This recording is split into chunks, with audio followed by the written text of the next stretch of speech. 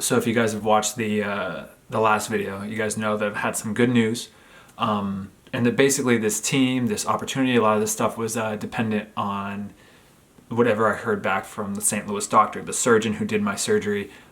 It took a long time to get the MRI over to him. It took a long time for him to look at it and to meet with some other people, so the radiologists, and kind of go over what they found. But I heard back from them, and it was about actually 45 hours after I've heard back, because it was not good news. And I was very emotional. It was not fun.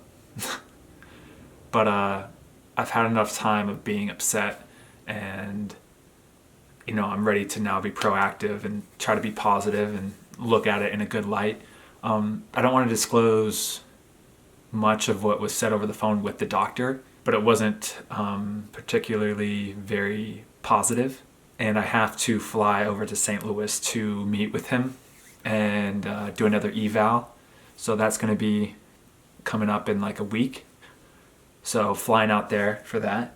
Positives out of it is that I was very, very nervous about going into a preseason and being injured and trying to just take painkillers and push my way through it and just try to fake it until I got a contract.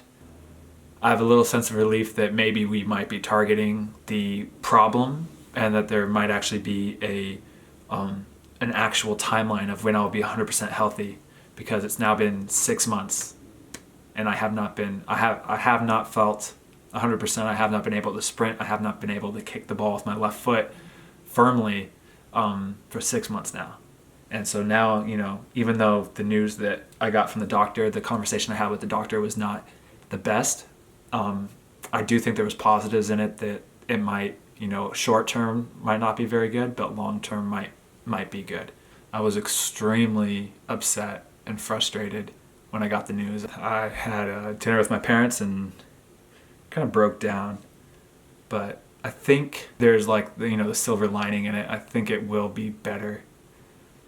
Now I just have to kind of figure out the next step. I talk a lot about how playing professional soccer or going after whatever your dream is a roller coaster. You think that you sign your first pro contract, or you think, once you drop out and go for it, it's going to be just steady from bad to good, and you're just going to do a straight line up. But it's just, you go from feeling like you want to quit to signing a contract and playing well, and all of a sudden you're in form and you feel on the absolute top of the world.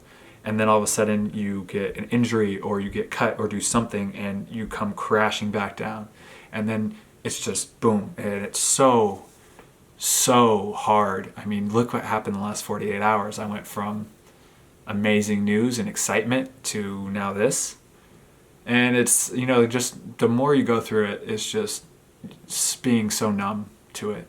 Enjoying the highs, being numb to the lows, pushing through it. But yeah, that's gonna be it for this video. We'll see. We'll see what happens.